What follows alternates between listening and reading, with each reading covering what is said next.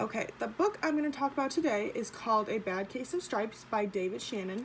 I chose this book because I really like the message that it sends. I actually read this book to the class that I para for this past week, and they loved it. They think it's hilarious. They actually understand the meaning of it.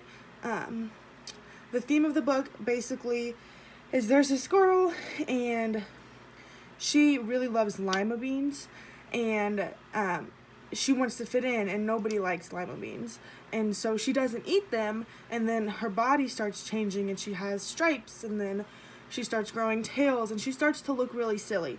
And then there's this little old lady who comes by, and who says, basically is giving her lima beans to say, you can have these and eat these, and you'll go back to your normal self. And she was like, no, I don't want it, because nobody likes lima beans.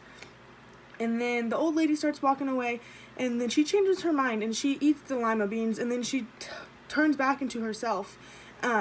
So basically the theme and the message of this book is you don't have to try to fit in, and you can be yourself without changing really who you are, and you don't have to fit in to change. If I was a teacher reading this book to my class, I would read it to them. I'd probably use a little bit older group. I don't know if the younger ones would really understand it that much, like the deep meaning of it. But if I had the older group, I would basically tell the group that this is a safe place, and that no matter what everyone's answers is that's their answer, and it's not a joke, and it's nothing to make fun of them for. But I would have them probably write down something that they like that maybe not everyone likes.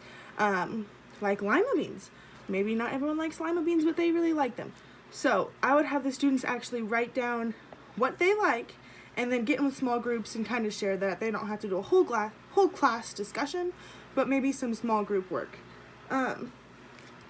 So the part I'm going to read is actually just the last page, because I basically already told you the whole book. But it says, afterward, Camellia wasn't quite the same. Some of the kids at school said she was weird, but she didn't care a bit. She ate all the lima beans she wanted, and she never had a touch of stripes again. And then it shows her eating her lima beans, all happy with a striped bow at the top. So the kids really think that's funny.